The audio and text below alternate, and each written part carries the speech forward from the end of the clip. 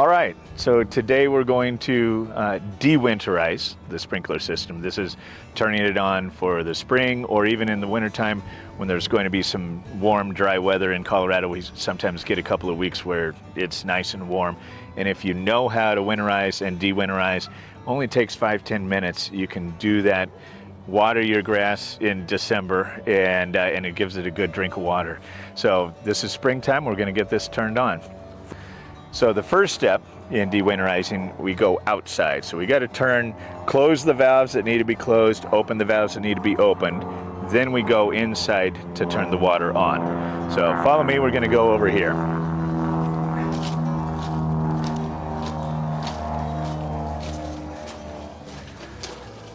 So to do this, I bring two tools, pliers, which you probably won't need, a screwdriver, standard head, so the flat head, you definitely will need. I've got a small one because sometimes the valves are positioned in an area where a standard size screwdriver just won't fit.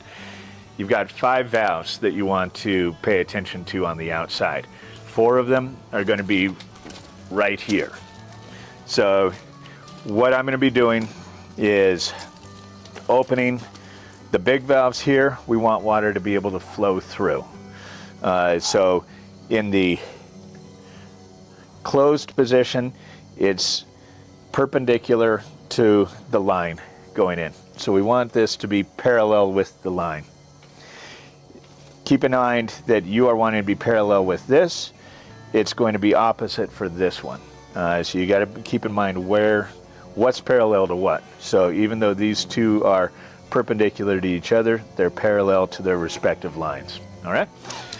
Next one are these 2 bleeder valves. These need to be closed. These are open because we want the water to flow through. These are closed because if they are open and we turn the water on, they're simply going to shoot out and you're going to have water flying everywhere. So these are perpendicular to the respective line. These are just little ball valves. So perpendicular to this line that's going this way, we want this to be facing up and down. Same with this one right here. You'll see a bleeder valve right here. We want to make sure we loosened this up when we winterized. We've got to make sure that it is tightened. Hand tightening is usually good enough. You don't want to over tighten, but we're going to come back out when the sprinkler system is running and just make sure that this isn't dripping. If it's dripping, it needs to be tightened a little bit more. That's where you've got the pliers, just to give it a little bit more, but again, not too much. Last thing we have to do outside is this valve.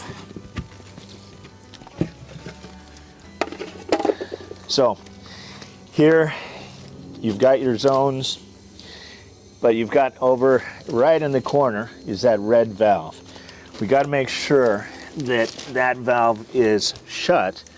Otherwise, this is going to fill up with water once we turn water onto the system. So that's all you do. You shut that off and close this up again. We've got water shut off there. We've got water shut off there. We've got water going on these 2 so it'll flow through the system. And we've got this tightened off. Now all we have to do is go inside, get the water turned on, and we're ready to go. Okay, now we're downstairs. Most of the sprinkler shutoffs are in the basement. Yours might be in a crawl space, might be underground. That's a specialized situation. This is going to be for every house that has a basement and their sprinkler shutoff. Most of the newer houses are going to be just like this. So you first identify which is the valve for the sprinkler system. This one happens to be labeled right here. Before we turn this one on, we have to remember to close the bleeder valve. Otherwise we're going to get water all over the floor. So this, we just tighten up just like the outside one. Hand tighten.